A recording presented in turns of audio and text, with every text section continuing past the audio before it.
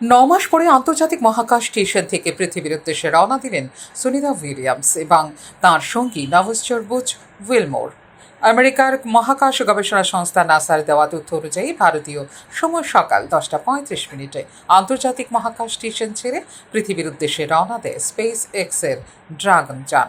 সোমবার সকাল থেকেই গোটা অবতরণ প্রক্রিয়া সরাসরি সম্প্রচার করছে national Aeronautics and space administration.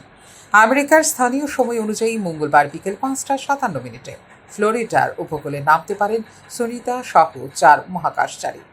ভারতের ঘড়িতে তখন হবে বুধবার ভোর 3:30। সুনিতাদের ফেরাতে রবিবার সকালে আন্তর্জাতিক মহাকাশ স্টেশনে পৌঁছয় স্পেস এক্সের ড্রাগন যান।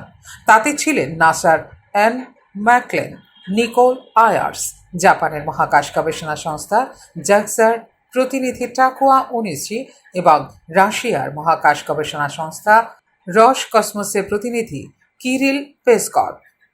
তাঁদের মহাকাশ স্টেশনের দায়িত্ব বুঝিয়ে দিয়েই পৃথিবীতে ফিরছেন সুনিতা এবং বুচ। আগেই সুষ্ঠুভাবে যানটির ডকিং বা অবতরণ প্রক্রিয়া সম্পন্ন হয়েছিল আন্তর্জাতিক মহাকাশ স্টেশনে।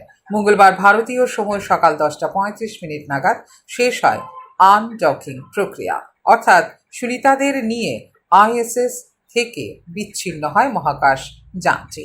গত বছরের জুন মাসে 8 দিনের সফরে মহাকাশে গিয়েছিলেন সুনিতা এবং বুচ, কিন্তু তাঁদের বাহক বোয়িং স্টার লাইনারে ধরা পড়ে যান্ত্রিক ত্রুটি, ফলে আটকে যায় সুনিতাদের ঘরে ফেরা।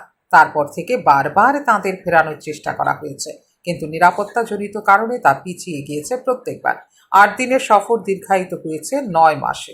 অবশেষে তাদের নিয়ে পৃথিবীতে ফিরছে মাস্কের সংস্থার মহাকাশযান। গোটা বিশ্বের সঙ্গে ভারতীয় বংশোদ্ভূত সুনিতা উইলিয়ামসের ঘরে ফেরার অপেক্ষা করছে ত্রিপুরাবাসীও। ব্যুরো রিপোর্ট, নিউজ নাও।